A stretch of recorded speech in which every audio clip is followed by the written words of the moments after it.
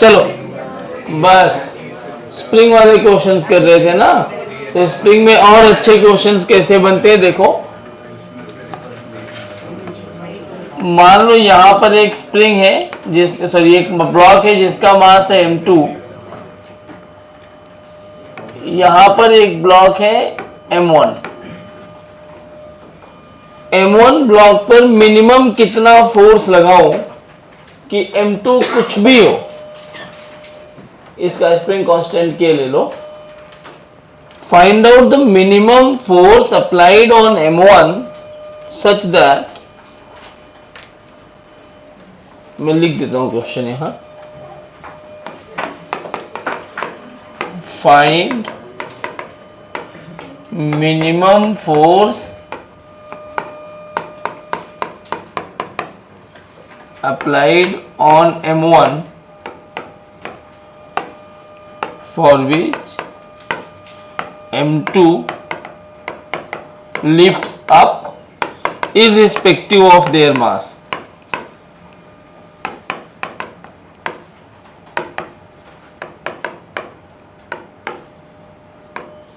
Try करो, सही कर देना। अच्छा सवाल है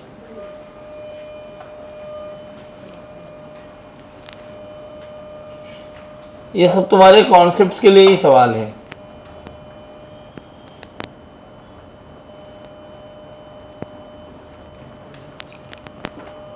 कर रहे हो ट्राई? थोड़ा हिंट चाहिए?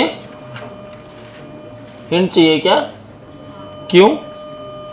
तो ये तो सिंपल सा सवाल है, इसमें हिंट की जरूरत क्या है? वो कह रहा है कितना फोर्स लगाओ कि m2 उठ जाए। m2 का कुछ भी मास हो फर्क नहीं पड़ता, इसका मतलब है जो फोर्स होना चाहिए it has to be in terms of mass m2, तभी तो फर्क नहीं पड़ेगा। तो सोचो कब उठेगा वो, स्प्रिंग के कॉम्प्रेशन में उठेगा कि स्प्रिंग के एलोंगेशन पे उठेगा? तो वही कंडीशन बना लो, कितना एलोंगेशन होने पे उठ जाए वो। समझ रहे हो मैं क्या बोल रहा हूं? देखो ये ऐसा मानो कि एक कॉम्प्रेस्ड कंडीशन में है पहले से ही, अब तुम ऊपर से, तभी तो भाई m1 लगा दे तो ऑलरेडी कॉम्प्रेस्ड है ना वो। तो अब क्या हुआ है कि तुम ऊपर से F फोर्स लगा के इसको तुम और कॉम्प्रेस कर रहे हो। हिंट दे रहा हूं सुन लो, ऊपर से F फोर्स लगा के तुमने और कॉम्प्रेस किया, कॉम्प्रेस करते करते तुम x1 पर लेके गए, x1 पे वो इक्विलिब्रियम लेंथ पर पहुंच गया। कहां पहुंच गया? तो इक्विलिब्रियम लेंथ पर आप बनाओगे इक्वेशंस। इक्विलिब्रियम लेंथ पर नीचे कितना फोर्स लग रहा होगा? m1g, और एक फोर्स आप अप्लाई कर रहे हो F, m1g प्लस F नीचे लग रहा होगा, ऊपर लग रहा होगा kx1। फिर वहां से तुमने रिलीज किया तो क्या होगा? वो ऊपर आना चालू करेगा। मान लो जब एक्सटेंशन x2 हो गया स्प्रिंग में, तब हमारा मास उठ रहा है, क्योंकि मास उठने की कंडीशन क्या है? स्प्रिंग का extension multiplied by k has to be greater than और इक्वल टू m2g। भाई m2 को नीचे कौन पकड़ के रखा है? उसका वेट m2g। उठाना है जो उठाने के लिए ऊपर कौन दे रहा होगा फोर्स? स्प्रिंग। तो जो स्प्रिंग का फोर्स है it has to be greater than और इक्वल टू m2g। सही बोल रहा हूं मैं? कंडीशन मिल गई, एनर्जी कंजम्पशन लगा लो। ये टफ है कैलकुलेशन इसका, लेकिन आप कर सकते हो। लॉजिक डेवलप करना है बस। तुम लोगों को स्प्रिंग कॉन्सेप्ट में प्रॉब्लम आ रही है क्या? स्प्रिंग में प्रॉब्लम? अरे कुछ तो बोलो हाँ नहीं, क्या प्रॉब्लम आ रही है बेसिकली स्प्रिंग में? स्प्रिंग में तीन ही कहानी होती है। नेचुरल लेंथ बताया था लास्ट लेक्चर में, इक्विलिब्रियम लेंथ, और स्प्रिंग में जो फोर्स लगेगा कॉम्प्रेशन या रेयरफैक्शन के टाइम पे, एलोंगेशन जिसको बोलते हैं, वो k multiplied by the displacement, मतलब कॉम्प्रेशन या एलोंगेशन लगेगा स्प्रिंग में, और वो चाहेगा स्प्रिंग को नेचुरल लेंथ में ले जाना। क्या चाहेगा? नेचुरल लेंथ में ले जाना। और इसकी सिचुएशन समझते हैं, इसमें हुआ क्या है और आपको करना क्या क्या है। ये यहां रखा है, मान लो मैंने ऐसे एक फोर्स F लगाना चालू किया। जब मैं ये फोर्स F लगाऊंगा तो ये स्प्रिंग मान लो ऐसे ढूंढते, मतलब फोर्स लगा करके मैं यहां पहुंचा दिया इसको, M1, और अभी ऊपर से कितना फोर्स लग रहा है, F। मान लो कि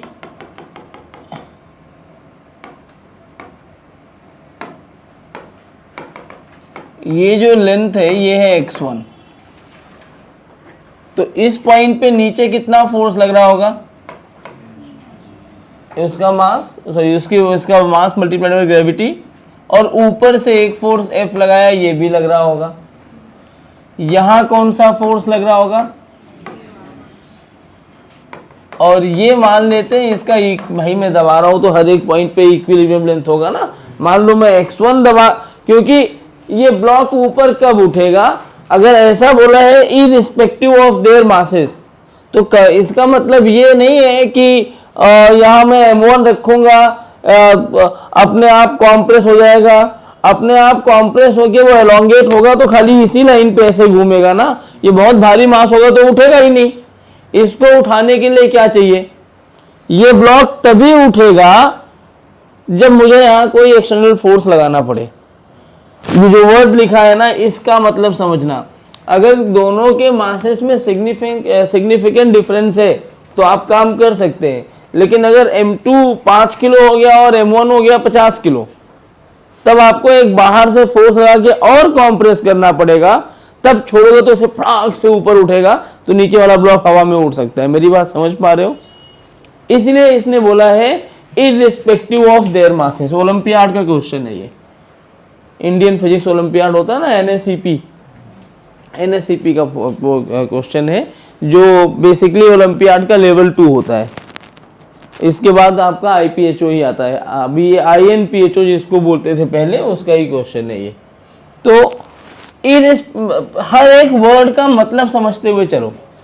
इररिस्पेक्टिव ऑफ देयर मासेस का मतलब क्या है कि कुछ भी मास ले लिया मैं, हर मास पे काम करेगा। ये तभी पॉसिबल है जब आपने ऊपर से कोई फोर्स लगा के ऐसे किसी एक लेंथ तक उसको कॉम्प्रेस कर रहे हो। तो मैंने ये फोर्स लगा के किस लेंथ पे कॉम्प्रेस किया है, x1। तो इस लेंथ पर अगर मैं यहां बात करूं, जिस पॉइंट तक मैंने इसको कॉम्प्रेस किया है, तो इस पॉइंट पे हो रहा है कि x1 की जो वैल्यू है वो किसके बराबर है। अच्छा, यहां तक आने में क्या हुआ होगा, यहां तक अगर आया होगा तो एक तो ये इसका रेफरेंस लाइन में ग्रेविटी काम कर रही है, सारे फोर्सेस कंजर्वेटिव है। तो यहां तक आने में अगर मैं इस पॉइंट की बात करूं, तो इस पॉइंट पर इसकी ग्रेविटी में डिक्रीज हुआ, ये ग्रेविटेशनल पोटेंशियल एनर्जी घट रही है। घट के कितना होगी, -m1g(x1), हाँ ना, mgh, तो m मतलब m1, h मतलब x1। और इस पॉइंट तक अगर वो कॉम्प्रेस होके आया है तो अभी इसके पास क्या है, स्प्रिंग का कॉम्प्रेशन वाली एनर्जी हाफ के x1²। इसी पॉइंट को, यहां तक तो मैंने इसको दबा के यहां लेके आया हूं ना, इस पॉइंट पर पहुंचने के बाद मैं फोर्स को रिलीज कर दूंगा। क्या हो रहा है समझो पूरी कहानी, कोई स्प्रिंग अपने आप उतनी बड़ी होगी नहीं, ऐसा समझो। नीचे एक ब्लॉक रखा, ऊपर एक स्प्रिंग है, मैं इसे छोड़ दूं तो ये क्या होगा, ये इसकी नेचुरल लेंथ है मान लो स्प्रिंग की। नीचे ब्लॉक लगा, कोई फर्क नहीं पड़ रहा, वो जमीन पे रखा है। ऊपर एक ब्लॉक रखूं तो इसको दबाएगा, यहां आया इक्विलिब्रियम में, थोड़ा और नीचे गया, इक्विलिब्रियम के अबाउट ऐसे ऐसे ये ऑसिलेट करेगा। नीचे वाला ब्लॉक तो उठा ही नहीं, नीचे वाला ब्लॉक कब उठेगा, ये ऐसे ऐसे ऑसिलेट कर रहा है, मुझे यहां से और दबाना पड़ेगा। मैं यही अगर ब्लॉक रख के दबा दूं, दबा के छोड़ूंगा तो घूम करके ऊपर आएगा। जब ये ऊपर आएगा तो उस टाइम ये वाला ब्लॉक उठ सकता है। समझ में आ रहा है? तो मैंने कौन सा पोजीशन अभी लिया है, जब ये ब्लॉक ऊपर रख के मैंने इसे दबा दिया, तो ये कॉम्प्रेस्ड वाली सिचुएशन है जो इनिशियल बन गई। अब इस पॉइंट पे दबाने के बाद मुझे मेरा जो फोर्स है जिससे मैं दबा रहा हूँ वो हटाना पड़ेगा। अगर मैंने वो फोर्स हटा लिया तो क्या होगा, जैसे ही वो फोर्स हटाओगे क्या वो ऊपर जाना चालू करेगा। तो इस पॉइंट पे अगर मैं फोर्स को रिलीज कर देता हूं तो फोर्स को रिलीज करने के बाद मान लो ये स्प्रिंग में जो एक्सटेंशन आया ना वो कितना आ गया, x2। कितना एक्सटेंशन आ गया, अभी भी गलत है, ये x2 है। स्प्रिंग में एक्सटेंशन कितना आ गया, x2। जैसे ही एक्सटेंशन x2 आया क्या यहाँ एक फोर्स के x2 लग रहा होगा, क्योंकि ऊपर वाले ब्लॉक पर नीचे फोर्स लग रहा होगा। तो यहाँ ऐसे, और ये वाला फ्लो टू लिफ्ट m2 क्या के x2 has to be greater than equal to m2 जी। एक कंडीशन ये मिल गई, इस पॉइंट को A बोल दो और इस वाले पॉइंट को B बोल दो। A और B के बीच में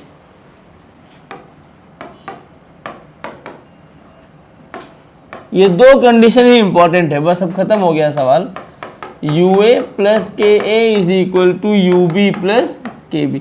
और ये भाई मैं यहाँ स्लोली लेके आया हूँ तो V तो जीरो, इक्विलिब्रियम लेंथ माना मैंने, वहां भी V जीरो हो जाएगा। V की कोई जरूरत नहीं है तो V लिख नहीं रहा हूं मैं, जरूरत ही नहीं है उसकी।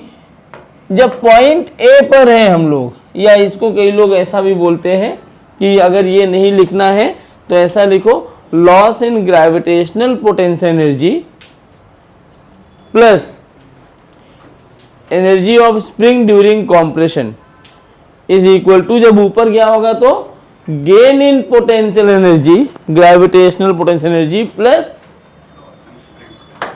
हाँ नहीं, plus energy in spring during elongation. क्योंकि काइनेटिक एनर्जी दोनों को कांस्टेंट मान के भी तुम कट कर सकते हो, दोनों जीरो ही है बेसिकली।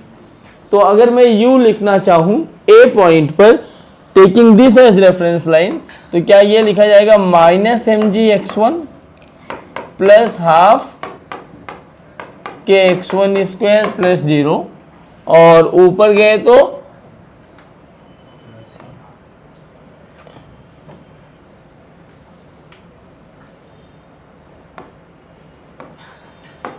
m1gx1 ना, plus half k x1 square plus 0, और दूसरा हो जाएगा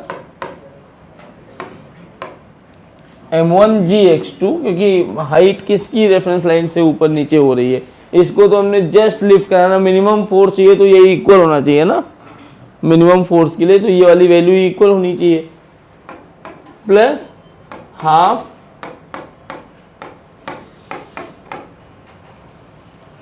यही सॉल्व कर लो। क्या सॉल्व कर सकते हो, करो।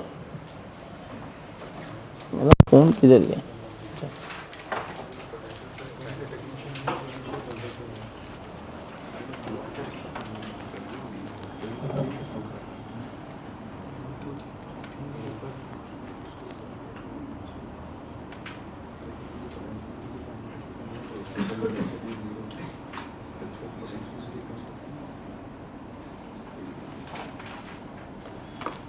तुम्हें कहानी समझ में आई,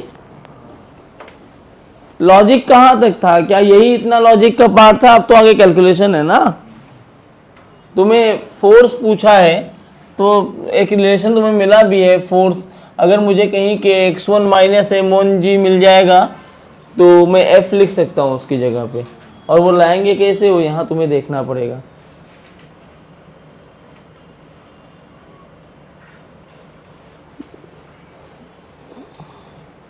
मैं कराऊं, मैं अगर लाना है तो इसको एक काम करो, इधर लेके जाओ तो m1g कॉमन हो जाएगा, x1 प्लस x2 2 कैंसिल हो सकते हैं, आ सकती है वैल्यू, ट्राई करो।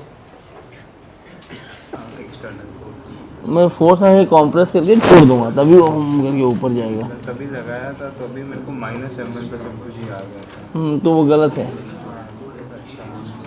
क्योंकि जब हम ऊपर खींचते ही जाएंगे तो मतलब नहीं है ना। x1 equals x2 आ गया। आया m1 प्लस m2 ब्रैकेट के अंदर है, g आ रहा है। जो भी कहानी मैंने आपको बोली है कि ऐसा ऐसा ऐसा ऐसा हुआ है, वो आप अपनी लैंग्वेज में लिख सकते हो। आपको लिखना भी चाहिए कहानी। ये क्वेश्चन सॉल्व करने से इम्पोर्टेंट है कि आप कहानी समझ लो। देखो, अगर मैं इसको ऐसे लिखूं, half k x1 square is equal to half k x2 square plus m1g x1 plus x2। मैं इस 2 को इधर भेज के इसको ऐसे लिख सकता हूं,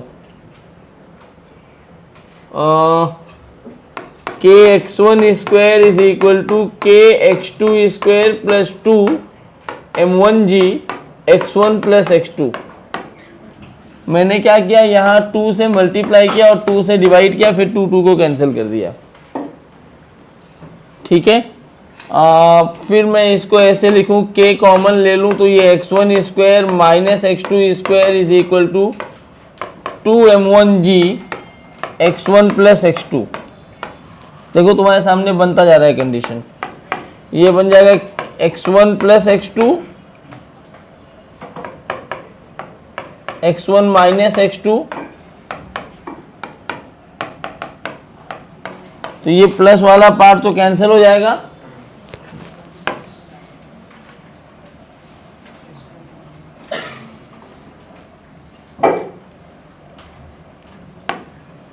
और बचा क्या, के x1 माइनस के x2 is equal to 2m1g। हमें एक कंडीशन ये पता है कि के x2 m2g से बड़ा होना चाहिए, यही कंडीशन है ना। तो यहां से अगर मैं के x2 की वैल्यू लिखूं तो क्या ये आ जाएगा, के x1 माइनस 2m1g। ठीक है, और के x1 कितना है, f प्लस m1g, यही है ना।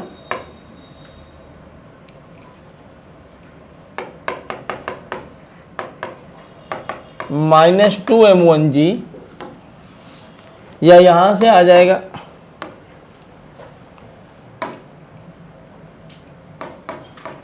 के x2 is equal to f minus m1g।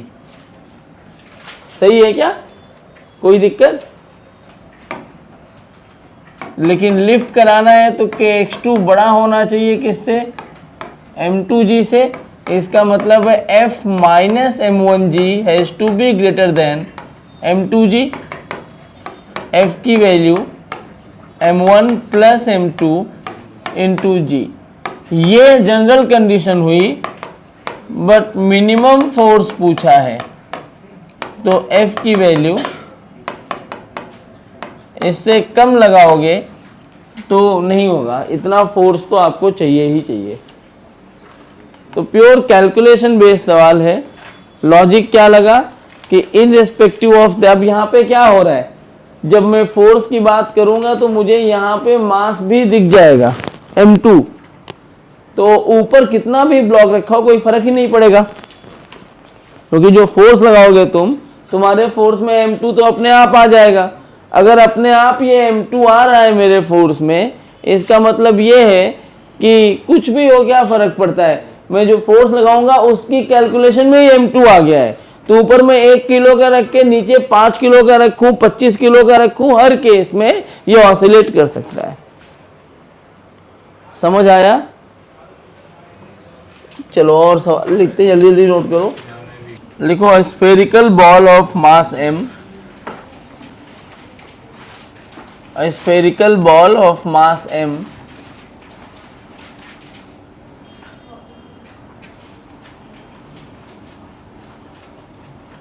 a spherical ball of mass m is kept at the highest point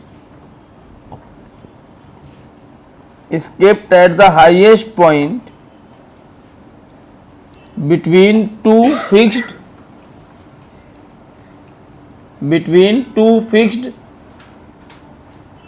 concentric spheres A and B.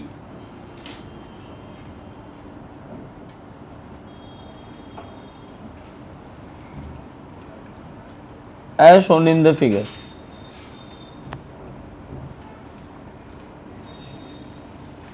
As shown in the figure. The smaller sphere A has a radius capital R. The smaller sphere A has a radius capital R.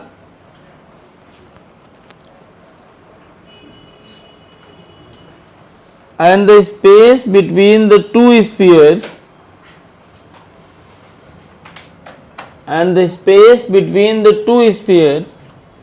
is D.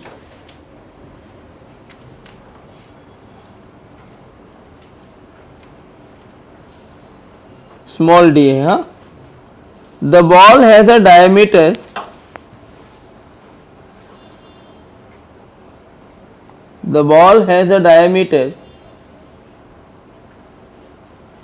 very slightly less than D.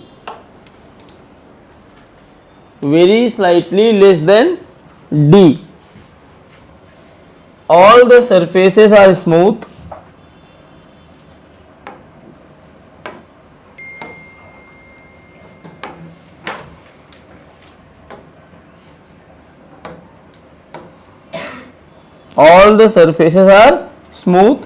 The ball is given a gentle push towards the right.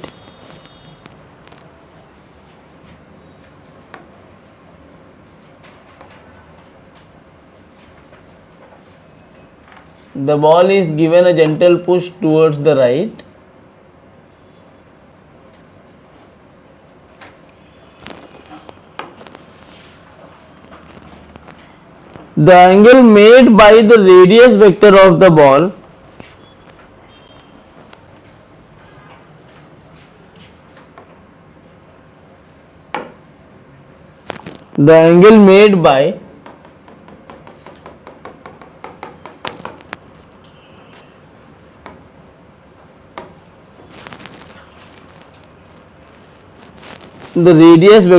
ball with the upward vertical is denoted by theta.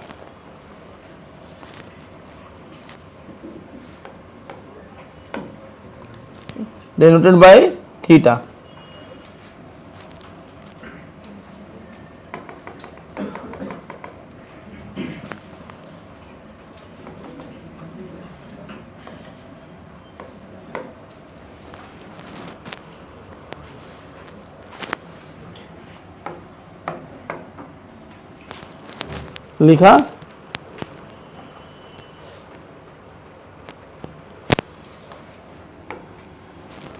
Question number 1. ये diagram है. Diagram के बारे में इतना explain किया है. Question 1 है, express the total normal reaction force.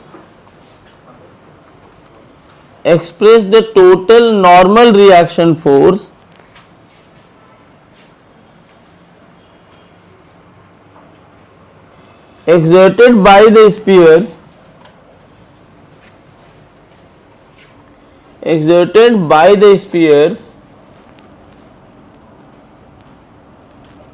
on the ball as a function of theta.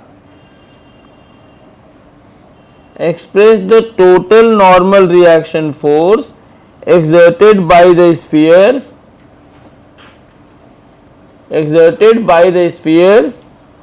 on the ball as a function of theta.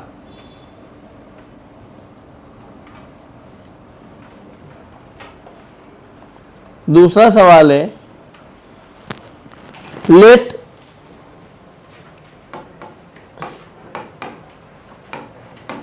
ऐसे NA and NB, let NA and NB denote the magnitudes of normal reaction force, denotes the magnitude of normal reaction force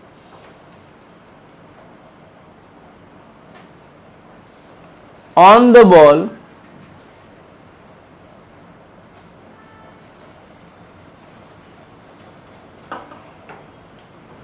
exerted by the spheres A and B respectively, exerted by the spheres A and B respectively, sketch the variation of NA and NB, sketch the variation of NA and NB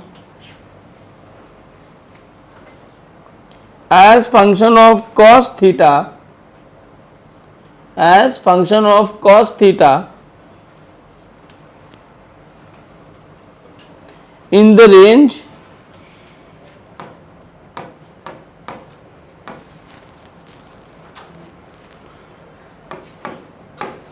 theta is greater than or equal to 0 but less than or equal to pi, by drawing two separate graphs, by drawing two separate graphs taking cos theta on horizontal axis, by drawing two separate graphs taking cos theta on the horizontal axis.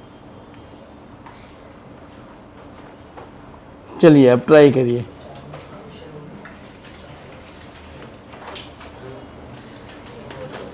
बहुत अच्छा सवाल है concept understanding के लिए।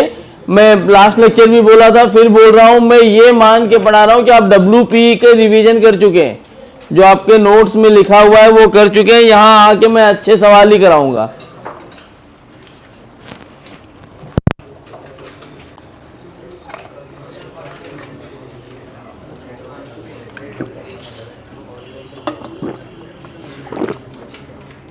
Basic questions and concepts आप करके आइए, यहाँ अच्छे सवाल ही मिलेंगे।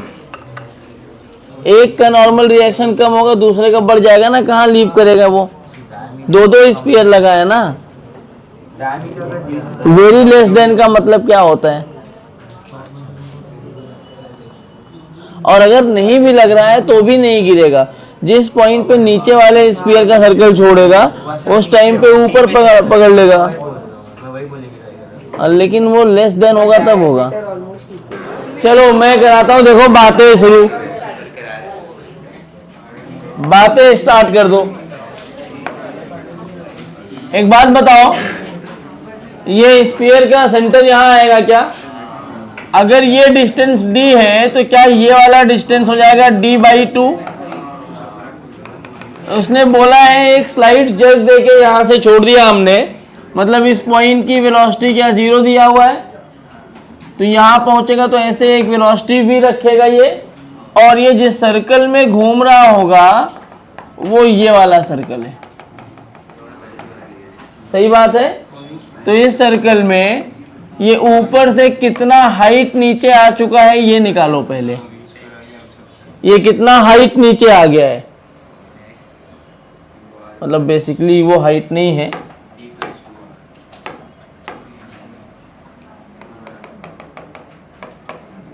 सेंटर ऑफ मास की हाइट लेते हैं ना सॉलिड बॉडी में, कितना हाइट h नीचे आ गया ये निकालो। E2 ये डिस्टेंस है r प्लस d/2, मुझे चाहिए ये वाला डिस्टेंस। जरा ध्यान से देखो, ये डिस्टेंस भी हो जाएगा r प्लस d/2। सही बात है? तो ये वाली लाइन कितनी होगी? r plus d/2 cos theta. हाँ बोलो, सही है ना? और टोटल डिस्टेंस में से इसको माइनस कर दो, हाइट तभी तो निकाल पाओगे। मुझे एक चीज तो पता है, मैं इसको थोड़ा सा बड़ा करके बनाता हूं।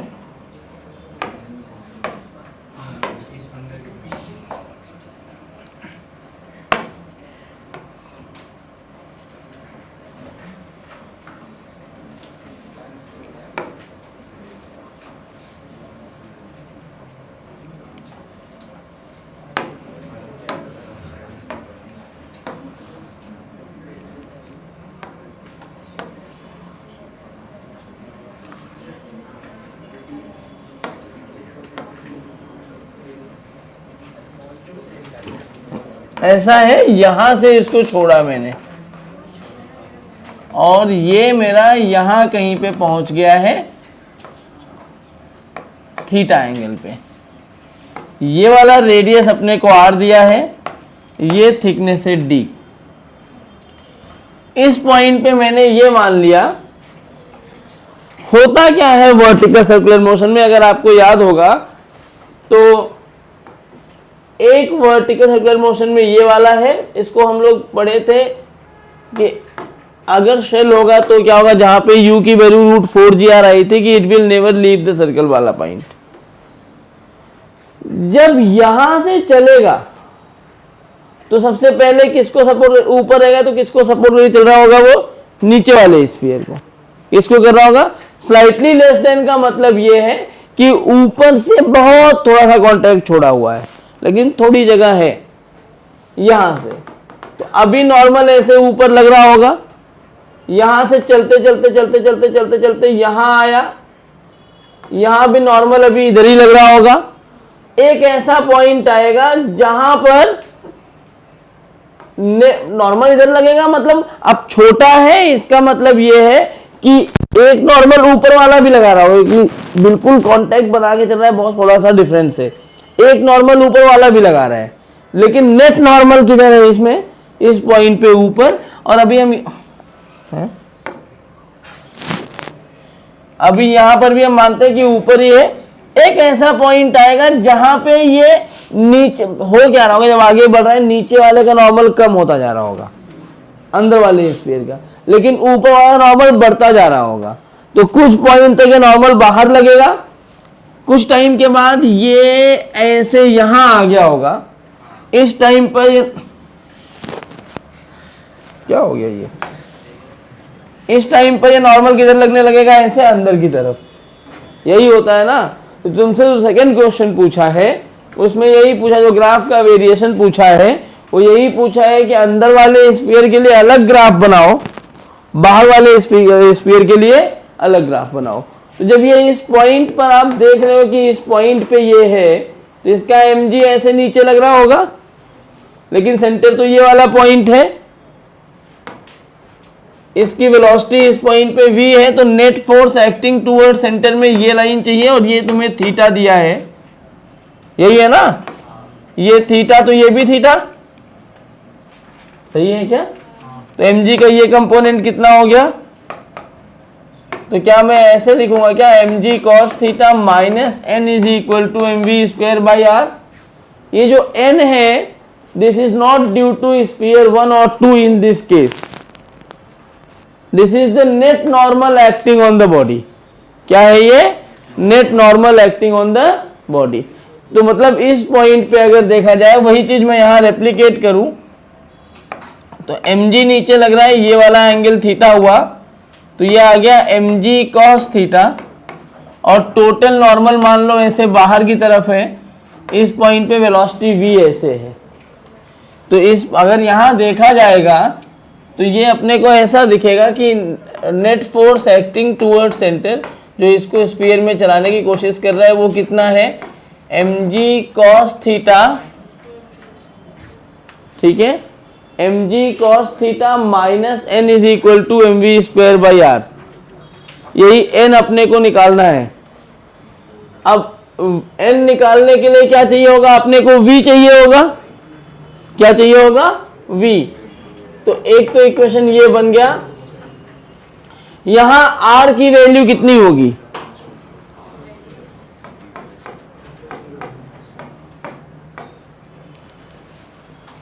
क्योंकि स्फीयर तो ये है ना, ये स्फीयर घूम रहा है, तो स्फीयर का रेडियस कितना है, r प्लस डी बाई 2। मुझे v निकालना है, मैं v कैसे निकालूं, तो हम सब जानते हैं कंजर्वेशन ऑफ एनर्जी, क्योंकि कोई और फोर्स तो लग नहीं रहा है। कंजर्वेशन ऑफ एनर्जी अगर लगाई जाए,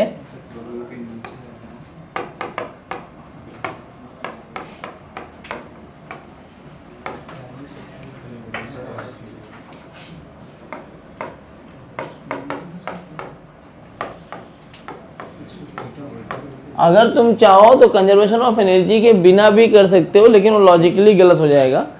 कंजर्वेशन ऑफ एनर्जी के बिना अगर आपको करना है तो आपको डायरेक्टली लिखना पड़ेगा कि इसमें mg तो नीचे लग रहा है, तो और यहाँ u0 दिया हुआ है इस पॉइंट पे, तो आप सीधा लिख सकते हो कि g कांस्टेंट है, √2gh उसकी वेलोसिटी हो जाएगी इस पॉइंट पे, और h की वैल्यू रखनी होगी। लेकिन मैं वो कॉन्सेप्ट ना अप्लाई करके मैं कंजर्वेशन ऑफ एनर्जी से करता हूँ, मुझे ज़्यादा बेटर लगता है, क्योंकि थीटा लगातार चेंज हो रहा है इसमें। थीटा चेंज होने से mg की वैल्यू चेंज होगी। तो मैं अगर कंजर्वेशन ऑफ एनर्जी लिखूं taking this point as reference line, मतलब ये वाली लाइन को, तो क्या मैं ऐसे लिखूंगा 0 + 0, दोनों एनर्जी 0 0 है, इज इक्वल टू यहाँ से यहाँ की जो ये हाइट है इसको मैंने h लिया, तो -mgh + ½ mv², यही लिखा जाएगा। देखो √2gh आया, लेकिन हर केस में √2gh आए, ये कंपलसरी नहीं है, तो यहाँ से लिखा गया mgh = ½ mv², m ने m को मार दिया, √2gh = v। सही है क्या? अब इस v की वैल्यू में h आ रहा है, मैं यहां रख तो दूं, लेकिन h भी अननोन है, तो मुझे h की वैल्यू सबसे पहले निकालनी होगी। तो h की वैल्यू निकालने के लिए क्या करूंगा मैं कि ये टोटल डिस्टेंस कितना है जो अभी हम कर रहे थे, r + d/2, तो ये भी डिस्टेंस कितना होगा, और यहां से अगर एक लाइन ऐसे बना दिया तो ये वाला डिस्टेंस है r + d/2 cos थीटा। तो h कितना आया यहाँ पे, क्या h की वैल्यू है r + d/2 minus r + d/2 cos theta. तो यहां से अगर मैंने r + d/2 कॉमन ले लिया तो क्या ये आ रहा है mg cos theta, sorry r + d/2 1 - cos theta. h की ये वैल्यू यहां रखो, तो v कितना √2g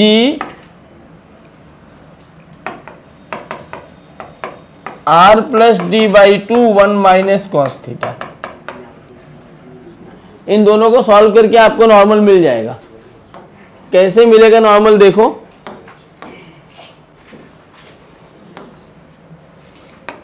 mg cos theta minus n = m, v² है, तो ये डायरेक्टली मैं इसका ऐसे लिख सकता हूं 2g r + d/2 1 - cos theta by r + d/2, ये तो मर गए, ठीक है ना।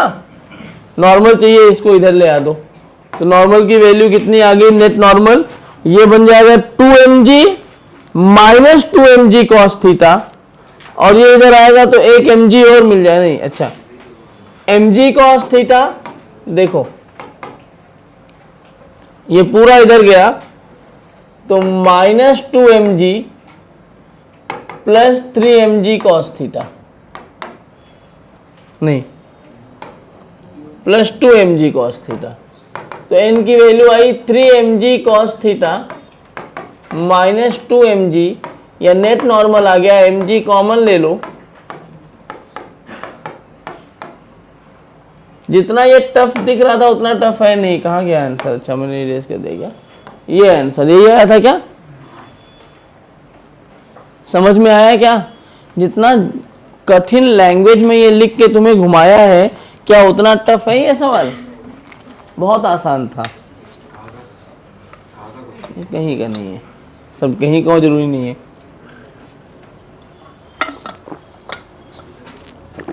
इरूडो में है ये।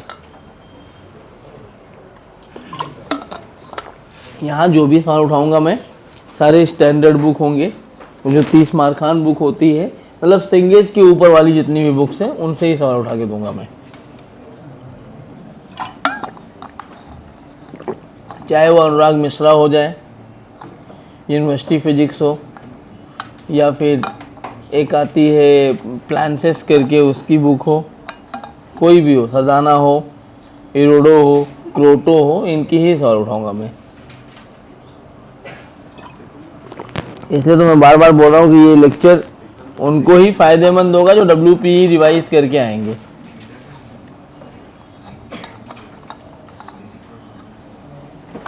कुछ करना नहीं था, खाली एनर्जी कंजर्वेशन थी और थोड़ी सी ज्योमेट्री अच्छी थी। जब theta zero cos theta zero होगा, थीटा जीरो मतलब कॉस थीटा की वैल्यू जब मैक्सिमम हो गई हुई होगी तो उस टाइम पे तो उसकी वैल्यू कॉस थीटा की वैल्यू मैक्सिमम कब होती है? कॉस थीटा की मैक्सिमम वैल्यू 1 होती है ना, तो एकदम ऊपर, तो उस टाइम पे मैक्सिमम फोर्स mg लग रहा होगा नॉर्मल। और फंक्शन ऑफ cos थीटा ही तो है ना, जब cos थीटा 0 हो जाएगा तो Na भी 0 हो जाएगा। कॉस थीटा 0 से π/2 पे n नेट तो n ही होगा ना, लेकिन वो π/2 तो गया ही नहीं ना। पाई तक गया, फिर उसके बाद हाँ वही उसके बाद Na 0 हो जाएगा और फिर n भी बढ़ने लगेगा। 0 से π/2 तक Na पे ही है, नीचे वाले सर्कल पे, तभी n नेट। सुनो सुनो सुनो सुनो, तुम कॉस थीटा है ना, तो उसकी वैल्यू ऐसे रखो +1 से 0 तक, लेकिन +1 पे नॉर्मल मैक्स रख रहा है वो जब कॉस थीटा +1 हुआ, और जब कॉस थीटा की वैल्यू 2/3 हुआ तभी वो कॉन्टैक्ट छोड़ रहा है, तो 0 तक तो आया ही नहीं ना। जब कॉस थीटा की वैल्यू 0 हो जाएगी वहां तक तो आने की नौबत ही नहीं आई, थीटा 2/3 पे तो छोड़ देगा ना। फिर 0 हो जाएगा। आइए सेकंड क्वेश्चन करते हैं।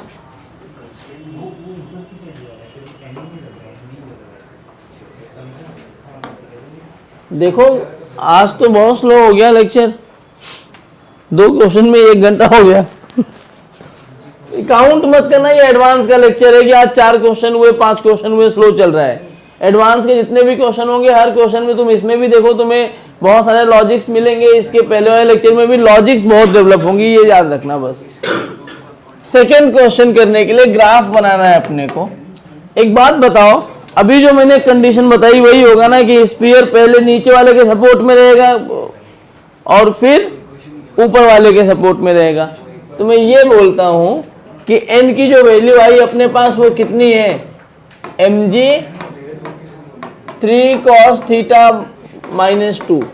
तो अगर मैं बोल दूं कि if n is equal to 0, मैंने n को अगर 0 कर दिया तो it is mg 3 cos theta -2।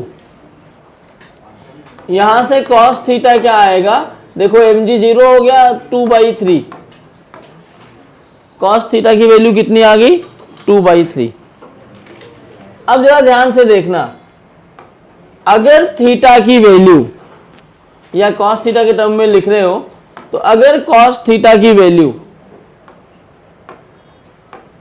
2/3 से कम है या इसके बराबर है तो क्या होगा, किधर लग रहा होगा normal. If cos theta is 2/3 तो ये 0 हो गया, लेकिन अगर cos थीटा की वैल्यू 2/3 से कम हो गई तो नीचे आने लगेगा वो। नहीं समझा? अरे cos थीटा की वैल्यू घटती है ना भाई, तो अगर cos थीटा की वैल्यू घट रही है 2/3 से कम करोगे, इसका मतलब थीटा बड़ा होना चाहिए ना, तो नीचे आने लगेगा। तो इस कंडीशन में क्या होगा, क्योंकि ऐसा सिंपल समझो, और अगर तुम्हें दिक्कत हो रही है तो 2/3 पर क्या हुआ है, इनर सर्कल को लीव कर देगा, बाहर नॉर्मल 0 हो गया जब cos थीटा की वैल्यू 2/3 है। अब इसके बाद आउटर स्फीयर की बात करना होगा, सपोर्ट कौन करेगा, आउटर स्फीयर। मैं गलत बोल रहा हूं क्या,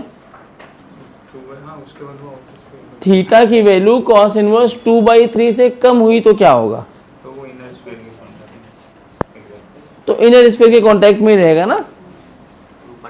मैं गलत हूं क्या, 1 से 2/3 एक मिनट, 1 से 2/3 में इनर है ना, तो स्टार्टिंग में ऊपर से जब देखा तो mg नीचे लग रहा है, करेक्ट, मेरी गलती है। cos थीटा की वैल्यू cos इनवर्स से कम नहीं है, cos थीटा की वैल्यू है ना, थीटा की वैल्यू नहीं है, तो थीटा कॉस थीटा अगर 2/3 से कम रहेगा तो इनर स्फीयर के साथ कांटेक्ट बनाएगा, क्योंकि 2 समझो जब कॉस थीटा की वैल्यू यहाँ हम लोग जो कर रहे थे, फिर से समझो पूरी कहानी।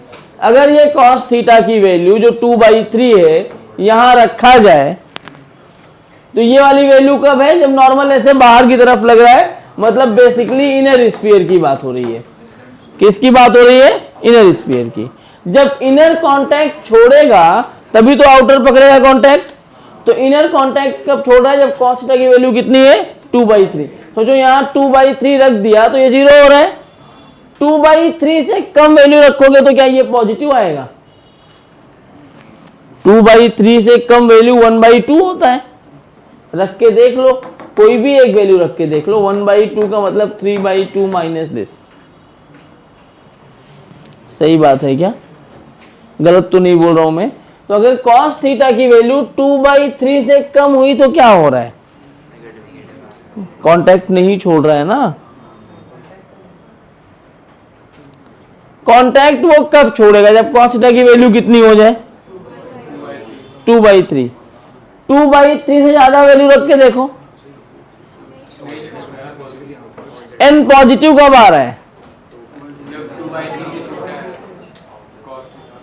2/3 से छोटा है तो पॉजिटिव आया क्या? नेगेटिव आया ना। अरे भाई रख के देख लो, 2/3 का मतलब 0.67, तो ये वाली वैल्यू 0.7। तो अगर मैं ये लिखूं mg 2 × 0.7 या 2/3 - 2,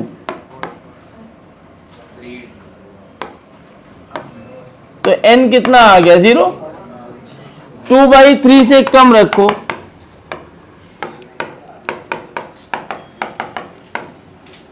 ये तो 1.5 हो रहा है ना। तो n क्या नेगेटिव आ रहा है क्या? n नेगेटिव आ रहा है। इसका मतलब ये है नॉर्मल नेगेटिव नहीं हो सकता, वो कांटेक्ट छोड़ दिया है। Normal and tension are two forces that can not be negative. तो अब यहां पर तो ये होना चाहिए कि cos थीटा की वैल्यू 2/3 से अगर कम हो जाए तो इनर सरफेस छोड़ देगा कांटेक्ट।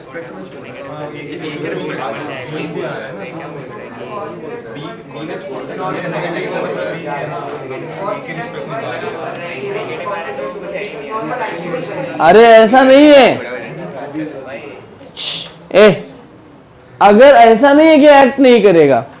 अगर ये नेगेटिव आया, अभी हम ये आउटर सरफेस में नॉर्मल मान रहे हैं ना, तो आउटर कौन देगा? देखो 2 स्फीयर है, एक स्फीयर ऐसा है, इसके लिए अगर ब्लॉक यहां रखा है, ये स्फीयर नॉर्मल किधर लगा होगा? इधर। जब ये नॉर्मल देना बंद कर देगा तो दूसरा वाला स्फीयर आएगा और दूसरे वाले स्फीयर के लिए यही बॉल यहां फंसा हुआ होगा, तो इसका नॉर्मल किधर आ सकता है? तो जब नॉर्मल ऊपर कर रहे हो तो नेगेटिव आ रहा है, तो लेस देन 2/3 के लिए क्या होगा? cos थीटा की वैल्यू लेस देन 2/3 है, तो normal due to a will be 0।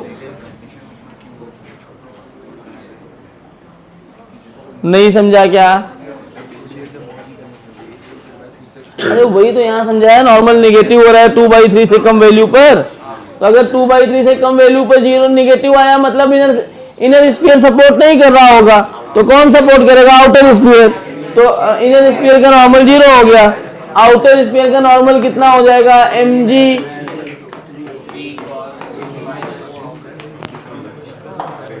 एक मिनट रुक जाओ, मैं प्रश्मेश को बोलूं, ये माइक नहीं भेजा अभी तक। कितना ना बोल रहा है?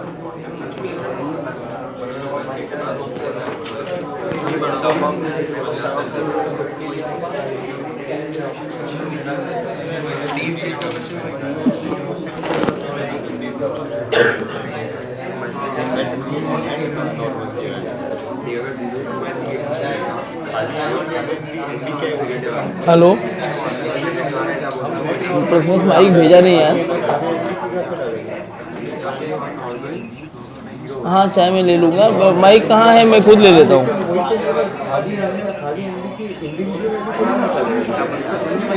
आ रहा हूँ हाँ।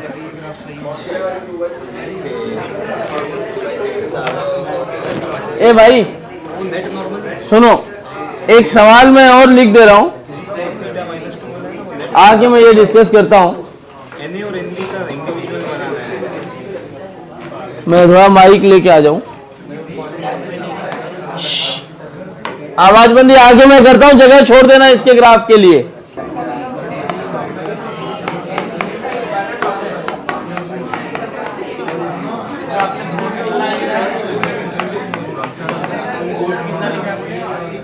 पंद्रह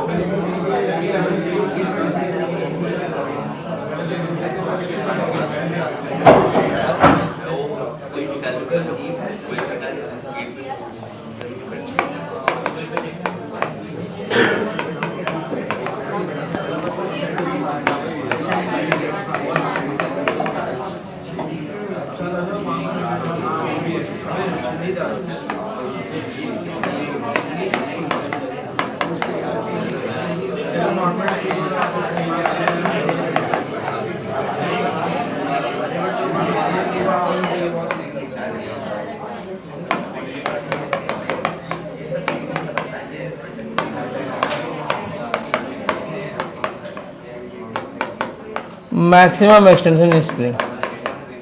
सवाल समझो, एक 2 kg का ब्लॉक लगा है, एक 4 का लगा है, एक 1 का लगा है। 2 और 4 के बीच में एक स्प्रिंग लगी है, 2 kg पर 15 न्यूटन का एक फोर्स ऊपर लगाया है। वह यहाँ बीच में एक मासलेस पुली है जो स्ट्रिंग से जुड़ा हुआ है, इसको 15 से ऊपर लेके जा रहे हैं। पूरा सिस्टम पहले रेस्ट पे था और स्प्रिंग नेचुरल लेंथ में थी। रिलैक्स मतलब नेचुरल लेंथ में है, स्प्रिंग नेचुरल लेंथ पे है, के दिया है, थीटा दिया है, सब कुछ गिवन है। आपसे बोला ये 15 न्यूटन का अगर मैं फोर्स लगाऊं तो स्प्रिंग में एक्सटेंशन कितना होगा।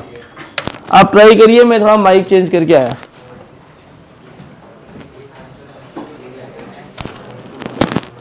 चिल्लाना मत। चलो पीछे वाला क्वेश्चन देखते हैं। तो हाँ, इस सवाल में आपको कह रहा है, हाँ cos थीटा अगर 2/3 से कम हुआ तो Na की वैल्यू 0 होगी और Nb ये नहीं आएगा। एक्चुअली Nb की वैल्यू इसका उल्टा हो जाएगा। क्यों, जरा यहां ध्यान से देखो, जो ये इक्वेशन बना है, अगर Nb फोर्स देगा तो ये इक्वेशन बदल जाएगी, यहां पे प्लस आ जाएगा। सोचो, अगर ये 0 हुआ तो Nb लिखने के लिए ध्यान से देखो, अब इसके लिए ये ब्लॉक यहां पर है तो इस डायरेक्शन में हमारा mg cos थीटा भी आ रहा है और इधर ही अपना Nb भी आएगा। तो सारी इक्वेशन में पूरा नहीं लिखूंगा क्योंकि बाकी चीजें तो उतनी ही रहेंगी, v से जा रहा है व्हाटएवर इट इज, खाली ये बदलेगा, mg cos theta plus nb बन जाएगा mv²/r। जब ये वाला v यहां सब्स्टिट्यूट करोगे ना तो यहां से तुम्हारा nb की वैल्यू, ध्यान से देखना, मैं कहा गया है, v की ये वैल्यू है ना, यहां रखो, मतलब ये सब चीजें यही रहेंगी, बस बदलेगा क्या, यहां पे प्लस आ जाएगा। अगर ये प्लस आ गया तो ये minus mg cos theta minus D से यहां पे प्लस आया तो ये इधर आएगा, तो यहां बनेगा माइनस mg cos थीटा, मतलब वो बन जाएगा 2 - 3 mg cos थीटा। नहीं समझ में आया, देखो मैं कर देता हूं। यहां पे अगर वैल्यू रखी जाए तो ये क्या आएगा, mg cos theta plus nb, m v² का मतलब है 2g r plus d/2, 1 minus cos theta. Height तो उतनी रहेगी, हाइट में कोई चेंज नहीं आया, स्लाइटली डिफर करेगी हाइट, लेकिन कोई फर्क नहीं पड़ेगा। ये कट गए। अब यहां से अगर मैं NB निकालूं तो ये जो अपना NB आएगा वो यहां से 2mg minus 2mg cos theta minus mg cos theta. तो यहां से अगर मैंने mg कॉमन ले लिया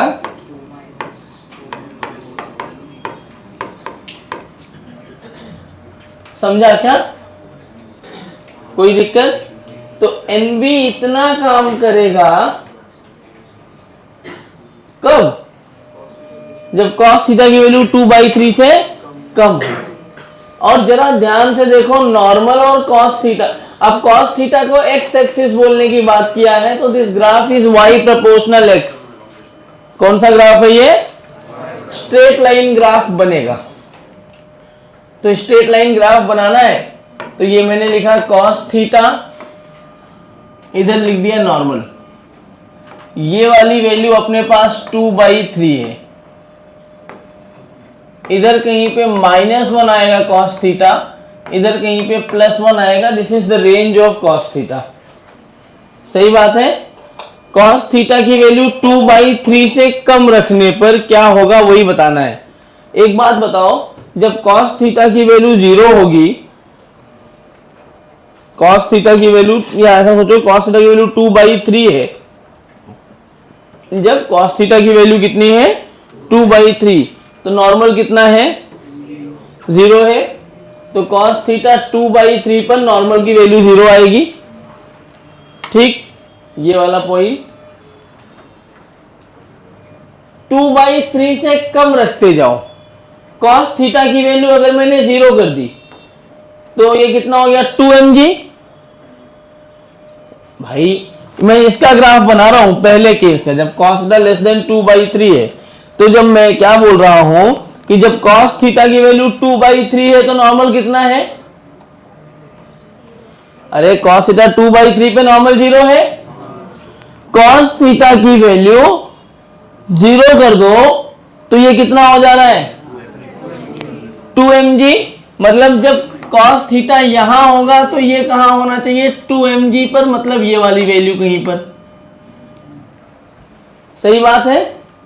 cos थीटा की वैल्यू कहां तक ले जाने बोला है? वो लिमिट दी है थीटा की, पाई तक दिया है ना। तो cos थीटा की वैल्यू -1 रखो तो, क्योंकि 2/3 से आगे बढ़ते जाओगे तो जैसे जैसे जैसे तुम थीटा की वैल्यू कम करते जाओगे, cos थीटा की वैल्यू कम करते जाओगे, थीटा की वैल्यू बढ़ती जाएगी। यही तो होता है। cos थीटा में क्या होता है, थीटा की वैल्यू बढ़ती जाती है cos थीटा की वैल्यू कम होने से। तो मैं कम कर रहा हूं, थीटा की वैल्यू बढ़ती जा रही होगी। तो जब cos थीटा 0 हो गया मतलब हम 90 डिग्री पे पहुंच गए हैं, उस टाइम पे ये 2mg है। जब मेरा cos थीटा नेगेटिव में जाने लगेगा, मतलब बढ़ते बढ़ते ये -1 हो जाए, तो जैसे ही ये -1 होगा आपको क्या मिलेगा देखने को, -1 हुआ अगर ये, तो ये बन गया -3 3 और 2 बन गया ना, कितना हो गया 5mg। कितना हो गया ये, मतलब जब ये माइनस पे है तो इसकी वैल्यू यहां कहीं है 5mg। तो अब ये ग्राफ बनाना है तो -1 का मतलब ये यहां पर है, और जब 0 हुआ तो यहां पर है, और ये यहां पर। समझा क्या? स्ट्रेट लाइन ग्राफ इसलिए y प्रोपोर्शनल x है। और दूसरा, अगर cos थीटा की value greater than equal to 2/3 है तब, अब इस केस में NB की वैल्यू 0 होगी, Na अपना काम कर रहा होगा वही जो पहले काम कर रहा था, कितना mg, क्योंकि हमने जो निकाला नेट नॉर्मल वो बाहर की तरफ ही निकाला है। यहां पर cos थीटा को अब फिर से मैं ग्राफ बनाऊं, बनेगा तो स्ट्रेट लाइन का ही ग्राफ। ये वाली वैल्यू मैं फिर से लाइन कर देता हूं 2/3, यहां 1 और यहां कहीं पे -1। अब इस ग्राफ को देखो, अगर मैं थीटा को 2/3 कर रहा हूं तो नॉर्मल 0 हो रहा है, cos थीटा को 0 कर दिया तो नॉर्मल की वैल्यू कितनी mg plus mg। cos theta को 0 किया तो ये प्लस mg, cos 0 होने पे ये प्लस mg हो गया। मतलब ये ग्राफ ऐसे यहां जाएगा। कॉस थीटा की वैल्यू मैं +1 रख दूं तो सॉरी कॉस थीटा को 0 रखा तो ये कहां आ गया -mg, 0 रखा तो ये 0 हो गया ना। कॉस थीटा को 1 रखा तो ये कहां आ गया mg, सही बात है ना। तो भाई यही तो हमें 0 से 1 और यहाँ पे हमने 2/3 से कम किया था, यहाँ 2/3 से वैल्यू बढ़ा दी। अब जरा ध्यान से देखो, कॉस थीटा को 1 किया तो ये यहाँ पर है, 2/3 किया नॉर्मल 0 है, और जब 0 किया तो ऐसे।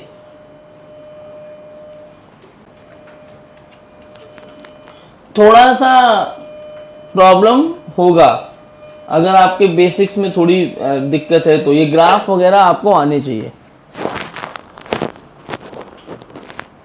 ठीक है, नोट कर लो। कुछ है ही नहीं यार, खाली नॉर्मल निकालने के बाद ग्राफ बनाना है, बेसिक मैथ्स का पार्ट है ये।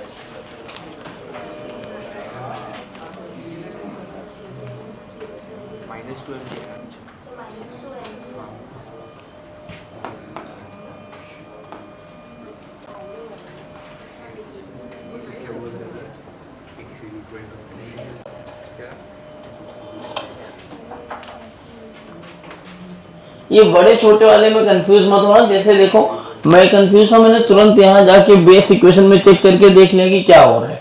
आप भी चेक करके देख लो, नॉर्मल नेगेटिव आ रहा है, इसका मतलब वो सपोर्ट नहीं कर रहा है। नॉर्मल हमेशा पॉजिटिव होना चाहिए, नेगेटिव नॉर्मल नहीं ले सकते।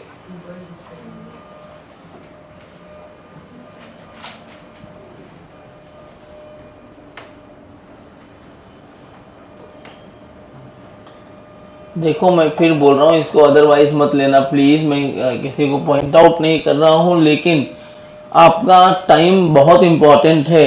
अगर आप कोई भी टॉपिक ऐसे ले, आपको एडवांस के टॉपिक का नाम पहले ही जा रहा है, हर मंडे होगा कोई भी टॉपिक, और मैंने बताया जैसा लास्ट मंडे को भी कि मैं WP ही लूँगा। कोई भी टॉपिक आपको लगता है कि इसमें हमारा रिवीजन नहीं हुआ है, हमें रिवीजन में टाइम देना चाहिए, तो अपना टाइम वेस्ट मत करिए, चुपचाप रिवाइज करिए, और रिवाइज करके जो नोट्स दिया है वो तुम्हें किसी से लेके पढ़ना है। आप देखो कि आप समझ पाए हो तो उसके अगले लेक्चर में बैठ सकते हो, लेकिन क्योंकि उससे क्या होगा, आपका 2.5 घंटे खाली आपको ये लगेगा कि पूरा अरे क्या चल रहा है, क्योंकि यहाँ पर मैं बिल्कुल बेसिक डिस्कशन नहीं करने वाला हूँ। आपको भी पता है एडवांस सेशन में ऐसा करूंगा तो एक क्वेश्चन शायद पूरा लेक्चर ही ले लेगा, इसलिए थोड़ा सा तो आपको आना चाहिए। और मैं थोड़ा सा डिसअपॉइंटेड हूँ इस चीज़ से कि बताने के बाद भी मैं चेहरा देख के समझ में आ रहा है कि कुछ ज़्यादा ही हो गया। सेकेंड अभी कर रहे हो, एनर्जी कंजर्वेशन लगाओ, आ जाएगा। और दूसरे वाले का आंसर 2.4 सेंटीमीटर आएगा।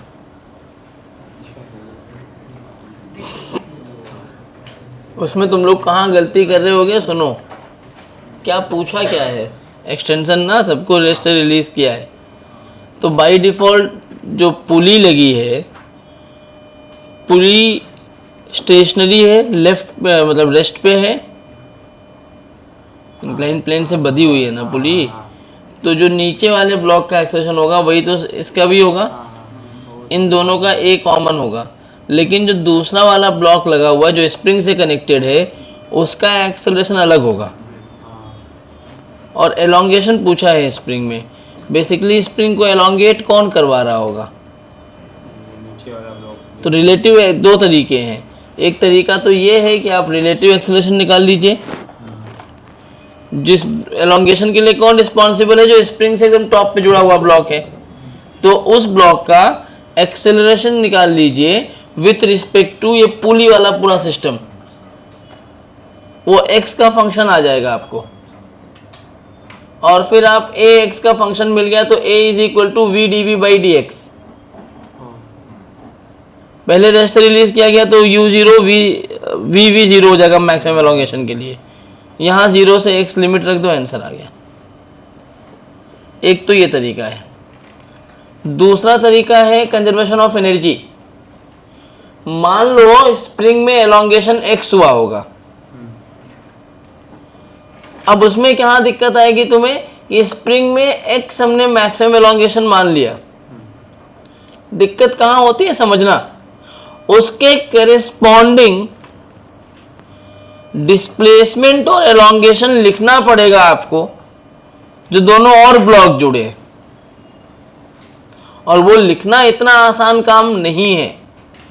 तो तुम्हें ये मानना पड़ेगा कि अगर x एलोंगेशन हुआ है स्प्रिंग के अंदर, तो जाहिर सी बात है कि इस ब्लॉक का जो एलोंगेशन है, ये पूरा जो क्या था, कहाँ गया क्वेश्चन, ये लिख चुके हो ना, ये जो पूरा सिस्टम है ये एक ब्लॉक की तरह काम करेगा। कैसे काम करेगा? M2 प्लस M3 यहां लगा होगा, M1 यहां। अगर ये x एलोंगेट हुआ तो क्या इसको भी x आगे बढ़ना पड़ेगा? लेकिन अगर दोनों ही आगे बढ़ गए तो एलोंगेशन होगा ही नहीं। इस क्वेश्चन में हो क्या, यही तो दिक्कत है। इस क्वेश्चन में हो क्या रहा है एनालाइज नहीं कर पाते, जो गलती होती है वो यही होती है। लेकिन ध्यान से समझो हो क्या रहा होगा। ये तो मैंने बोल दिया M3 यहां लगा के काम कर लो, लेकिन जब आप M3 यहां लगा रहे होगे तो भी आप पीछे जाके कहीं देखोगे तो ये M3 को ग्रेविटी नीचे तो खींच ही रही है, तो एलोंगेशन जो होगा वो x इधर गया तो ये भी इधर जाएगा। ये अगर नीचे गया तो ये इसको नीचे खींचेगा कि नहीं खींचेगा?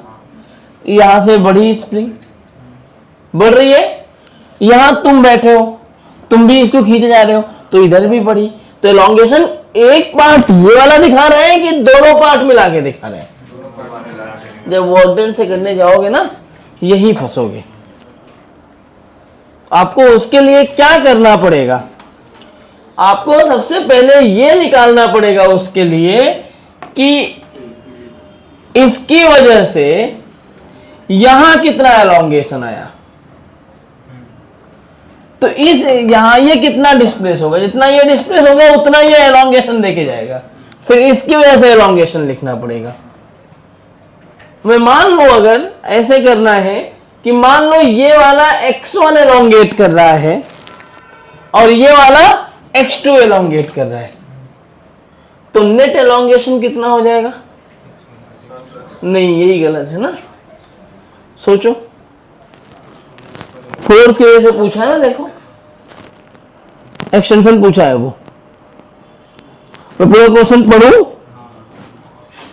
तुम्हें ये समझ में आया ना? अगर ये लिखा जो वो मैंने समरी लिख दिया है, मैं क्वेश्चन पढ़ दे रहा हूं एक बार तुम्हारे लिए। Two blocks of mass M1 2 kg, M2 4 kg are attached by a light ideal spring of force constant 1000 Newton per meter. The system is kept on a smooth inclined plane, inclined at 30 degree with horizontal of force of 15 Newton applied on M1. वही पूरा लिख दिया मैंने। System is released from rest. The block M2 is attached with a light string whose another end is connected with a mass 1 kg. Assume initially the spring is at relaxed position. The system is released from rest. Find the maximum extension in the string. यही पूछा हुआ है तुमसे, समझा सवाल? अब इसमें तुम वर्क रेडी थ्योरम लगा ही नहीं पाओगे। क्यों पता है? कितने टाइम के बाद होगा ये कुछ दिया नहीं है तुम्हें। फोर्स लगातार कांस्टेंट लग रहा है। एक तरीका है निकालने का। क्या तरीका है? सुनो, उसके लिए तुम्हें बेसिक लॉजिक बता रहा हूं मैं। लास्ट लेक्चर में बताया था कि अगर एक ये स्प्रिंग है अपने पास, ये इसकी नेचुरल लेंथ है। कौन सी लेंथ है ये? यहां एक ब्लॉक रख दिया तो इस पॉइंट पर तो kx की वैल्यू 0 है। नीचे कितना फोर्स लग रहा है? ये मतलब एक मेथड से तो मैं भी सॉल्व कर देता हूँ। ये मैं ऑल्टरनेट समझा रहा हूँ कि दूसरा मेथड कभी तुम्हारे दिमाग में क्लिक ना करे, क्योंकि जहां भी ऐसे सवाल दिखते हैं आप WPE से जाना चाहते हो। आसान भी होता WPE से जाना, इंटीग्रेशन से बच जाते हो आप, लेकिन उसके लिए लॉजिक डेवलप करना पड़ता है कि यहाँ पे kx की वैल्यू कितनी होगी? इस पॉइंट से नीचे आना चालू करोगे, जितना नीचे आओगे क्या kx उतना ऊपर बढ़ना चालू हो जाएगा? होगा बढ़ना चालू? बढ़ते बढ़ते एक पॉइंट पे आओगे, mg तो बढ़ नहीं रहा होगा, एक पॉइंट पे आओगे जहां पर mg नीचे लगा। अब इस पॉइंट पे वेलोसिटी कितनी है अपनी, मैक्सिमम है ना, लास्ट लेक्चर में किया था। यहां से नीचे आना चालू किए, एक ऐसा पॉइंट मिलेगा जहां पे आपकी वेलोसिटी 0 होगी, क्योंकि और इस पॉइंट पे kx जो है, क्योंकि इसके बाद जब यहां से नीचे आना चालू किए हो तो kx बढ़ गया है, वो उसको ऊपर खींच रहा है, तो रिटार्डेशन होगा, इस पॉइंट पे आके 0 हो गया, तो ये मैक्सिमम कॉम्प्रेशन होता है। सोचो ये सेम कहानी तो मैक्सिमम एलोंगेशन में भी काम कर सकता है। यहां 1000 न्यूटन पर मीटर है, कितना है ये 1000 न्यूटन पर मीटर, ये 2 kg का ब्लॉक है, इसका ये वाला कंपोनेंट 10 और आ जाएगा इसमें। अगर ये ऊपर गया इस पॉइंट से तो kx नीचे लगेगा, हाँ या ना, यहां kx लगेगा नीचे, ये kx plus m1g sine theta दोनों जब तक छोटे होंगे 15 से तब तक एलोंगेट करता नहीं, जब तक छोटे होंगे दोनों तब तक तो एलोंगेट करता हुआ जाएगा ही जाएगा, एक पॉइंट पे दोनों बराबर हो जाएंगे, वेलोसिटी रहेगी और नीचे लेके जाएगा। लेकिन इस सवाल में क्या दिक्कत है पता है, x आपको दिया नहीं है और k की वैल्यू 1000 है। फील कर पा रहे हो, ये बहुत दिखने में छोटा सवाल है, तुम्हारा पूरा दिमाग खराब कर देगा ये सवाल, सोचने जाओगे। क्योंकि अभी क्या होगा ना, बहुत लोगों ने किया होगा, इसको ऊपर मान लिया, x देकर दिया, नहीं हो रहा है इसमें, क्योंकि अगर 0.1 सेंटीमीटर का भी डिस्प्लेसमेंट आप करते हो तो kx plus m1g sine theta मिलके इसके बराबर हो जाएगा। क्यों पता है, क्योंकि ये f ऊपर मात्र 15 न्यूटन है और नीचे आप देखिए तो m2g साइन थीटा ही 20 साइन 30 कितना होता है 10 है, 5 का डिफरेंस है, और k इतना बड़ा है तो 5 तो अपने आप दे देगा, हाँ या ना। तो ये ब्लॉक जाएगा किधर, जितना ज्यादा फोर्स होता है ब्लॉक जाता है, मतलब ये इधर जा रहा होगा और ये इधर गया और ये पहले से इधर जा रहा था। ओहो हो, मतलब पूरा सिस्टम किधर जा रहा है, नीचे की तरफ। अब इसमें आप एनर्जी कंजर्वेशन नहीं लगा पाओगे, इसमें आपको क्या लगाना पड़ेगा, इसमें आपको लगाना पड़ेगा वर्क एनर्जी थ्योरम, क्योंकि अप्लाइड फोर्स आपने F लगा दिया है, तो work done by applied force लिखना पड़ेगा। और वो आप क्या लिखोगे, आप मानोगे कि किसी इंस्टेंट पे ये x1 नीचे आया होगा, उसी इंस्टेंट पे ये x2 नीचे आया होगा, रिलैक्स पोजीशन पे है, ये x1 नीचे आया और ये कितना नीचे आया x2, तो नेट x कितना हो गया, x1 minus x2 will be the net elongation. क्योंकि ये अभी हम लोग क्या पढ़े थे, ऐसे ऊपर जा सकता है नीचे, लेकिन यही फोर्स अगर 200 न्यूटन 2000 न्यूटन होता तो तब तुम्हारा वो जो तुम बोल रहे थे वो आता। फील कर पा रहे, x1 प्लस x2 और x1 माइनस x2। अभी तो खाली तुम्हारी कहानी मैंने शुरू नहीं की, खाली बता रहा हूं कि क्या होगा। तो नेट एलोंगेशन कितना आया, x1 वर्क डन। अगर आप देखोगे तो ये अप्लाइड फोर्स कितना वर्क डन करेगा, तो ये सिस्टम तो नीचे आ रहा है m1 से, F ऊपर लग रहा है, तो ये लिखेंगे माइनस 15x1, फिर uf plus kf minus ui plus ki। क्या बहुत टफ नहीं लग रहा है तुम्हें, लग रहा है ना। मैं इसका सिंपल सा वर्जन बोलता हूं, ये तुम्हें खाली एनालाइज करवा रहा हूं कि how to solve this question using work energy theorem. इसको करने का जिस किसी भी बुक में देखोगे तो मैक्सिमम जगह पे तुम्हें ये मेथड अप्लाई करते हैं कि मान लो ये A1 से नीचे आया, स्प्रिंग बीच में लगा है, इन दोनों का एक्सेलरेशन अलग अलग होगा, क्योंकि जब ये A2 से नीचे आएगा तो पहले ये स्प्रिंग एक्सटेंड होगी, स्प्रिंग में एक्सटेंशन के बाद तब ये ब्लॉक नीचे आना चालू करेगा। इंस्टेंटेनियस चेंज नहीं होता है स्प्रिंग्स में, तो इसलिए स्प्रिंग में स्प्रिंग का एक्सेलरेशन तुरंत इसके बराबर नहीं हो जाएगा, उसका एक्सेलरेशन अलग आएगा। अब इन दोनों की बात करो जरा, इसका इक्वेशन लिखो। यहां नीचे क्या लग रहा होगा, m3g मतलब 10, ऊपर क्या आ जाएगा t। क्या इसका इक्वेशन में लिखूंगा 10 minus t is equal to क्या लिखेंगे A2। इसके लिए इक्वेशन लिखा तो इधर आएगा अपना 40 साइन 30 20, इधर ही आएगा t, इधर क्या आएगा kx, क्या आएगा kx। तो क्या ये बनेगा t plus 20 minus kx is equal to A2। और x की वैल्यू क्या होगी, तो इसके लिए मैं ऐसा मान लेता हूं, लेट एट एनी इंस्टेंट, जिस इंस्टेंट पे हम इसकी बात कर रहे हैं a है तो किसी टाइम के बाद तो नीचे आएगा ना,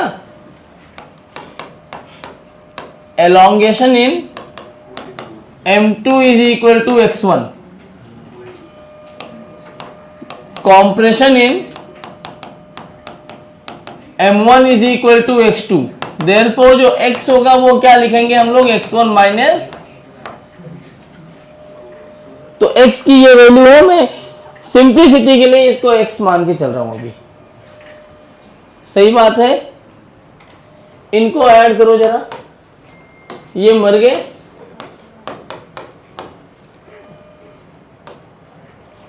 फोर के जी है ना, 4A2।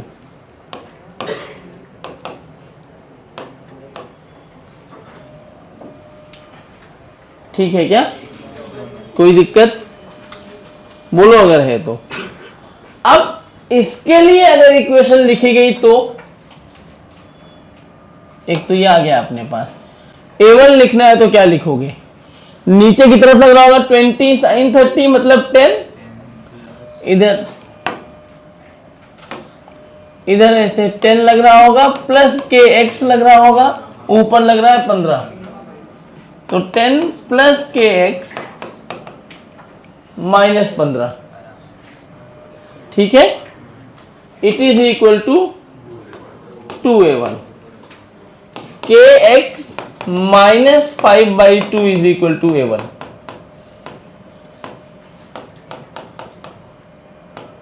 ये 3 और 4।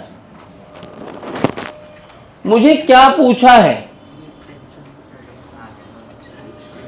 मैक्सिमम एलोंगेशन कितना होगा और क्या मिला है अपने को, a as a function of x, नीचे वाले सिस्टम का भी मिल गया है और ऊपर वाले सिस्टम का भी मिल गया है।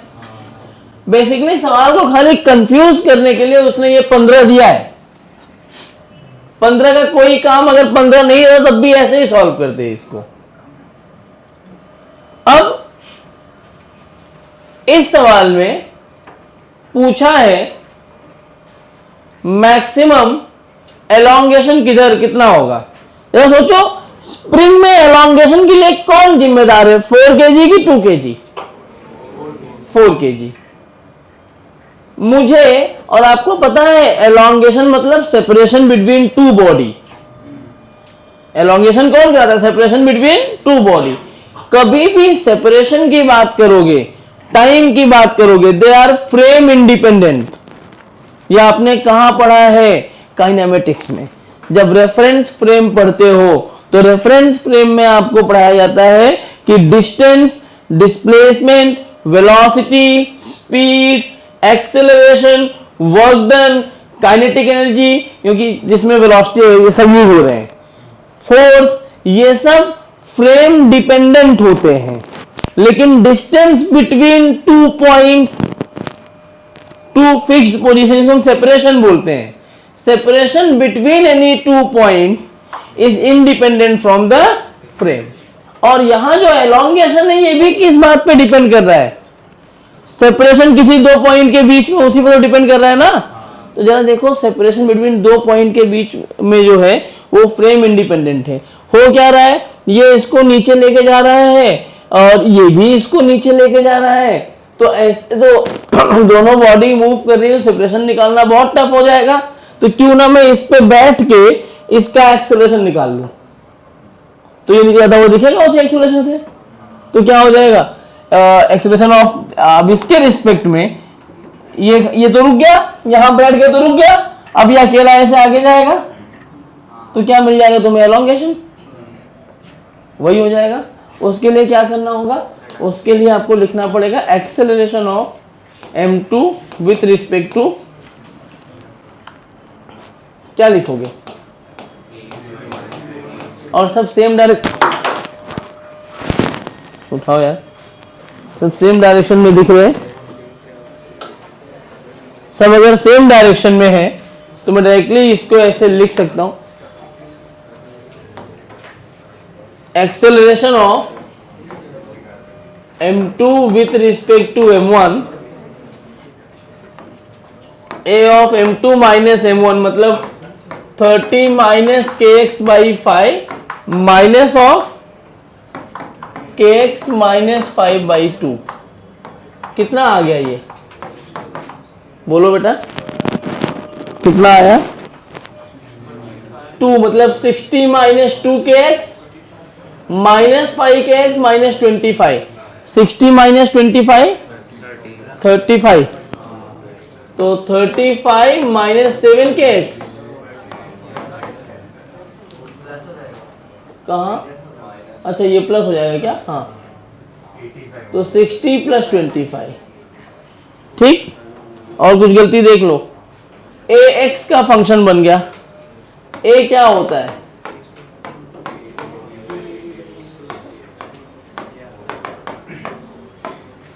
ठीक, इंटीग्रेट कर दो। तो a कितना है, 85 minus 7kx by 10 dx is equal to v dv। Velocity zero से यहां बोला है, कहां गया, they are release from rest. तो वेलोसिटी जीरो से चालू हुई और जब मैक्सिमम एलोंगेशन हो जाएगा उस पॉइंट पर भी ये रेस्ट पे रहना चाहिए। मैक्सिमम एलोंगेशन में वेलोसिटी जीरो होती है और x जीरो से लेके x मैक्स। अब ये क्या बनेगा, 85 by 10x minus 7 by 10k x square by 2, correct, is equal to 0। इसको मैं, अरे यार, इसको मैं ऐसे लिख सकता हूं,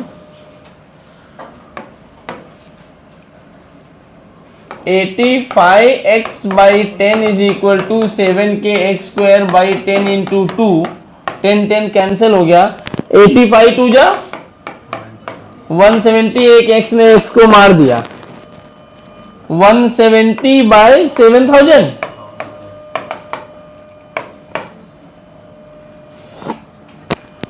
तो 17 बाई 7 करो, 2.7 टू जा 14, 7 4 जा 28, 2.4 समथिंग आएगा, 42, तो 2.4 लिख रहा हूं मैं, multiplied by 10 raise to minus 2 metre.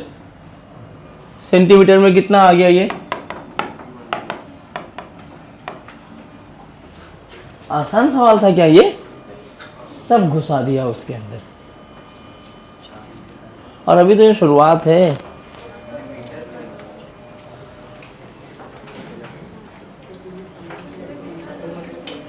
तुम्हें सवाल सॉल्व नहीं करना यार, क्योंकि ये तुम्हें गूगल पे भी हर जगह मिल जाएगा। तुम्हें ये समझना है कि ये सवाल सॉल्व हुआ कैसे, क्या तरीका समझ में आया है। अरे बोलो, मैंने ये क्यों अप्लाई किया, वर्क एनर्जी थ्योरम क्यों नहीं किया, ये समझ में आया। अगर मैं वर्क एनर्जी थ्योरम से करता तो क्या होता, आओ उस पर भी सवाल है। आओ इसको वर्क एनर्जी थ्योरम से भी करते हैं। मैं सॉल्व नहीं करूंगा, मैं खाली इक्वेशन लिख के छोड़ दूंगा।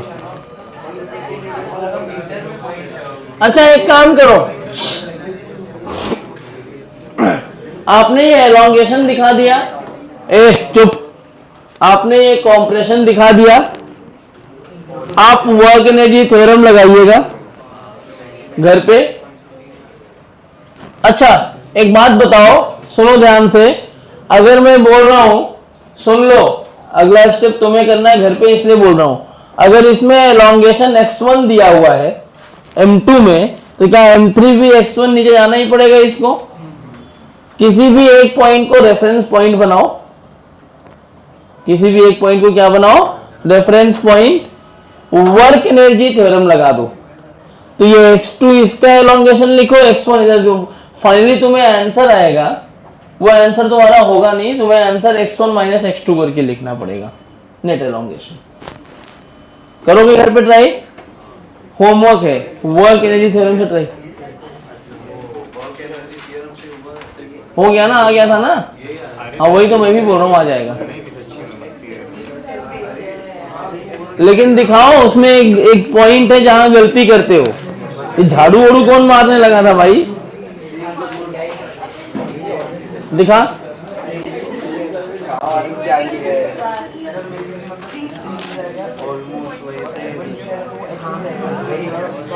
ये टी हुआ कैसे में, टी कैसे?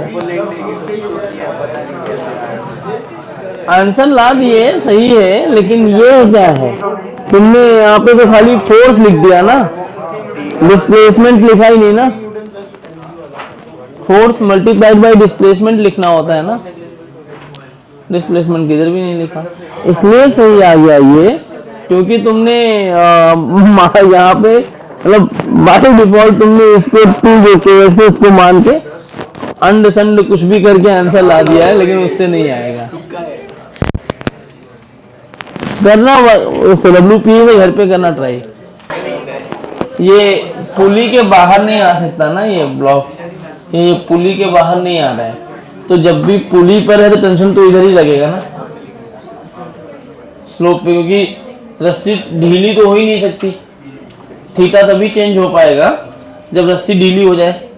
अगर रस्सी ढीली हो गई तो फिर काम ही खत्म हो गया, स्ट्रिंग स्लैग कर गई, मतलब भाड़ में गई स्ट्रिंग, तो उन दोनों ब्लॉक को ही देखेंगे तो सिंपल क्वेश्चन बन जाएगा वो।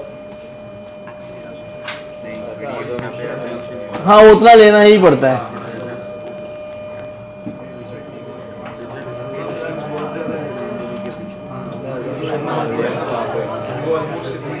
आओ एक और सवाल, अभी लिख रहे हो क्या?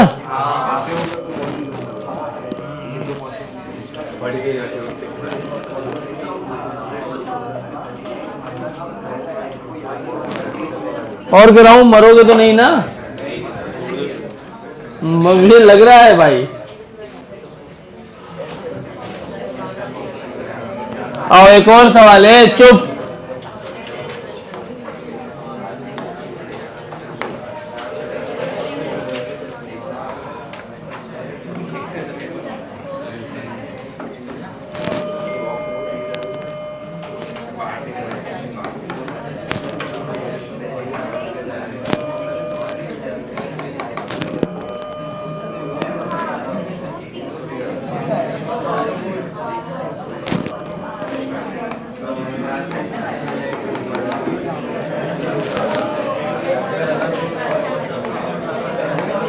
ए आवाज बंद।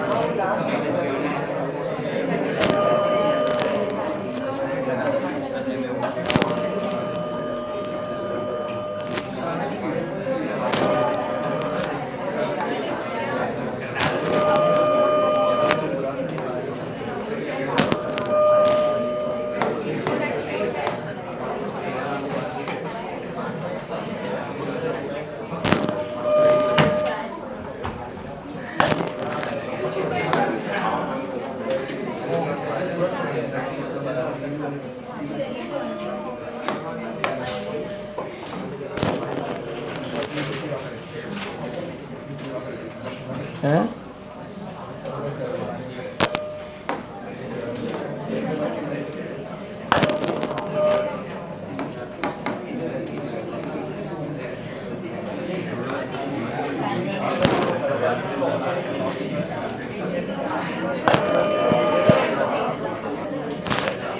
ये if the system is released from rest, इसको दो तरीके से कर सकते हो।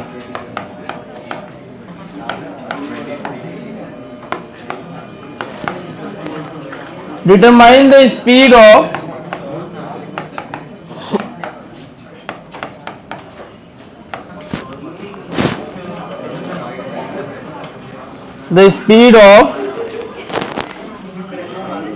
both masses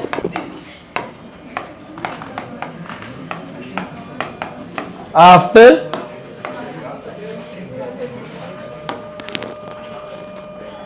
B has moved 1 meter.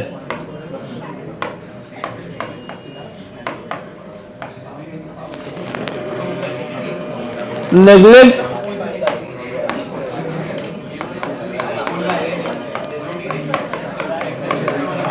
friction of masses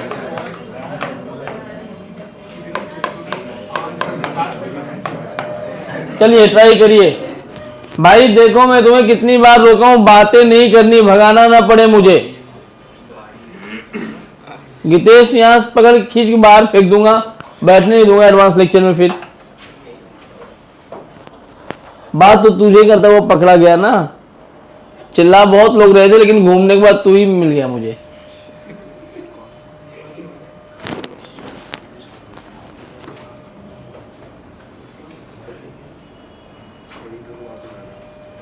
दो तरीके से कर सकते हैं। याद है तुम्हें पहले लेक्चर में एक ट्रिक दिया था मैंने कंस्ट्रेंट का, उससे भी हो जाएगा ये। हाँ यही करता रहूं ना, वापस वही सिखाऊं।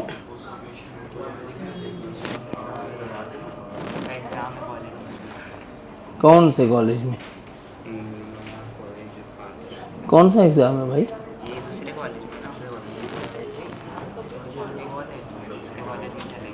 कौन सा कॉलेज है? अच्छा दीक्षित में हो तुम, खार वाला?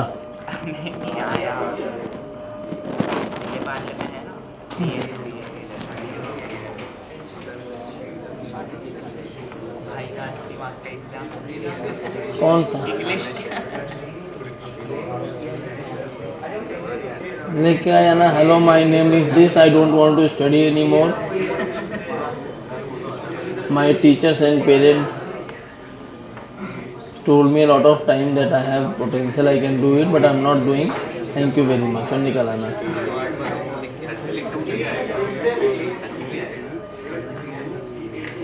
क्या सच? यही तो सच है। आया? सुनो सुनो सुनो सुनो, एक तरीका तो ये है, मैं बता दे रहा हूँ कैसे करना होता है। दोनों की स्पीड पूछा है ना, तो जब कौन कौन बोला है? बी कितना डिस्प्लेस हुआ है? 1 मीटर। तो पहले आप ये निकाल लो, जब बी 1 मीटर डिस्प्लेस हो जाएगा, उस पॉइंट पे ए का डिस्प्लेसमेंट कितना होगा? निकाल पाओगे? किसी एक पॉइंट को रेफरेंस लाइन मानो, फिर कौन सा फोर्स लग रहा है इसमें? mg तो लग रहा है अकेले, बाकी सबको तो स्मूथ बोल दिया उसने, टेंशन इंटरनल फोर्स बन जाएगा। एनर्जी कंजर्वेशन लगा दो, वेलोसिटीज में रिलेशन निकाल के कंजर्वेशन ऑफ एनर्जी लगाना है। ट्राई करोगे? दूसरा मेथड क्या है? मैंने जो ट्रिक दिया था, T is equal to summation of C effective CI effective into GI effective upon CI square upon MI square का समेशन, उस फॉर्मूले से टेंशन निकाल लो। क्या मिल जाएगा? T से क्या आ जाएगा? A1 और A2 की वैल्यू क्या आ गया? A1 और A2। भाई अगर इसका एक्सेलरेशन मिल गया, U 0 है, डिस्प्लेसमेंट 1 मीटर दिया है, V square is equal to U square plus 2S, और इसका भी A मिल गया, ये भी V square equal to U square plus 2S। एक वो तरीका है, दोनों से आंसर आएगा। क्या आप ट्राई करोगे? घर से ये सवाल करके आना, अगले लेक्चर में इस पे बात करेंगे। जाओ।